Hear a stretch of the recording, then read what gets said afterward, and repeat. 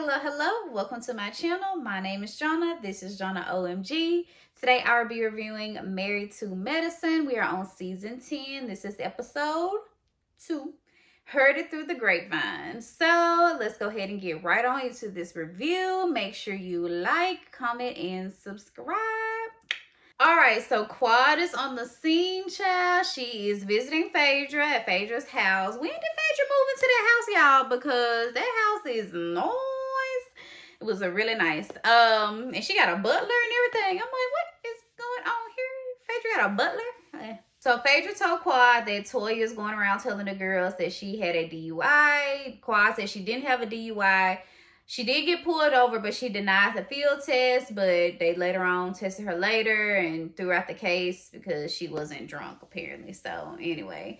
But that Toya and Quad dynamic, I mean, they just really have rarely got along, and I don't think they ever will at this point. They are just two bulls, and neither one of them backing down. So Sweet Tea, or Latisha, whatever you want to call her, she says they have less than a month to plan this wedding. Of course, Dr. Greg, he paying for it, so he don't want any parts of the planning process of it. So no surprise there, but she wants him to be a little bit more involved. But I'm like, girl, less than a month? Girl. So Dr. Jackie is sticking to her guns, child. She says that she sees her last patients at 2 p.m. every day. So then she gets to come home, spy, and watch over Curtis. I know Jackie don't trust that man, and neither do we. So her doctor that she was interviewing last season, I don't know if y'all remember Dr. Buller, she was interviewing her. She's now working at the clinic with Dr. Jackie, so I'm sure she sees the rest of Dr. Jackie's patients and hers to give her some relief. Because Jackie is a workaholic, child. So Toya has a new wine club. I guess this is her new business venture. So she chooses different wines every quarter. And I don't know. I guess people have to subscribe to get the wine. She really didn't say how that process really worked. But she's going to be planning the event later on. But anyway, her and Eugene decides to have the SEX talk with their two boys, which I thought was a really healthy conversation. I thought it was a great idea. And this information really should come from parents, honestly. When my dad gave me that talk, he basically just said, no sex, no babies. And that was it. That's all I got. That's all I got. I didn't get the full rundown from him, but I appreciated this conversation. It was very candid. I mean, they talked about STIs, STDs, orgasms, all kind of stuff with their kids, but I mean, it was healthy. So it was good. So Latisha is going wedding dress shopping. She only has a month left until this wedding. She still doesn't have a wedding dress. Like, what has she been doing? So she invites Toya and Phaedra and another one of her friends to come wedding dress shopping with her. So Phaedra and Toya were like, you know, asking the girl, like, how did she meet Latisha? Like, how are they friends? The girl said she met Latisha through a support group for women who date older men. I'm like, huh? She met the girl through a support group for younger women who date older men. I'm like, I didn't even know something like that exists. Latisha later on said it's a Facebook group, but I'm like, you were cool enough with this girl to like bring her to wedding dress shopping with you? A support group? I ain't never heard of such. Ever. She is 17 years younger than Dr. Greg. So I guess she really needs this support group. I guess it's like AA child, but yeah, it's just very uncommon. Never heard of it. So Toya is hosting a wine night for the ladies. So Simone, Jackie, Heavenly, Phaedra, and Latisha join in, and I think one of Heavenly's friends, can't remember her name, but so Latisha, at the event, Latisha was telling Phaedra and Toya that she basically thought they were rude and very mean to her during the wedding dress shopping. I guess Toya made some comments like she may need a girdle just to kind of cinch her waist in. I don't think Toya was saying it like the girl was fat. She was just saying to like cinch her in. Now Phaedra did tell the girl she has a flat booty or something like that. So, but they said Latisha didn't appreciate it. She thought they were very rude, very mean.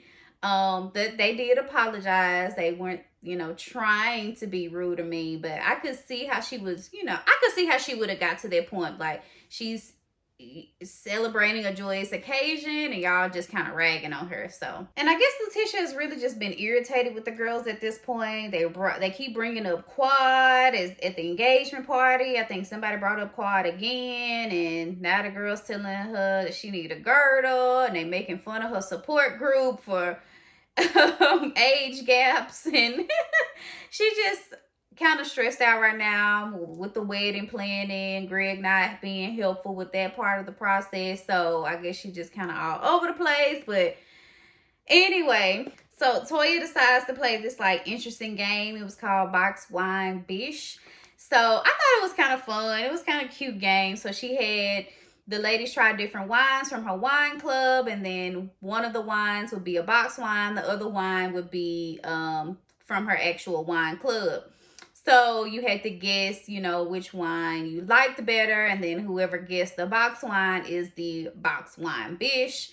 Simone wore that hat proudly. She had that crown on her head. She was crowned the box wine bish, but she didn't care because she's not a wine connoisseur at all. She said she likes Jameson, whiskey, all that kind of stuff. So she's not really a wine drinker. So she didn't care. So it was all good and fun, but child, I guess. So Latisha was over it at this point. She was ready to go. She's like, I gotta go back to wedding planning, blah, blah, blah. So she gets up, she walks out, and child, the price tag. The price tag was still on the girl dress, and you know Heavenly milked it, baby. She instantly bust out laughing. I'm glad Latisha didn't break down into tears because, goodness gracious, I felt like she probably cried in the car.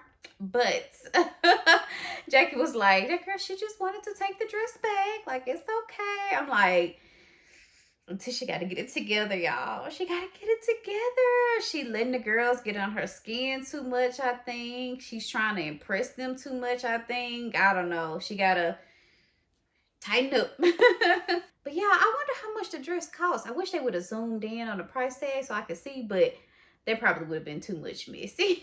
Too much shade for the producer's blood, child, probably. So Dr. Greg and Phaedra are meeting up for dinner, and, you know, Phaedra just asked him straight up, like, do you have a prenup? He's like, he don't have one yet, but he is thinking about getting one. He has talked to Latisha about it. She's okay with it, so he's probably going to get one drafted up. You know, Phaedra agrees with it. But I mean, all in all, Dr. Greg said he's very comfortable around Latisha. Like Phaedra said, like she was asking, like, are you sure you want to get married again? She feels like she never wants to get married again. So she just wants to make sure that he's making the right decision. But he loves Latisha. He feels really comfortable with her. So maybe this is a match made in heaven, y'all. We shall see.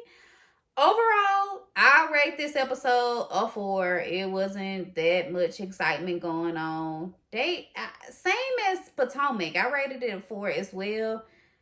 This is episode 2. I feel like they need to do something else to kind of bring us in a little bit more. You gotta make me want to watch the show, you guys.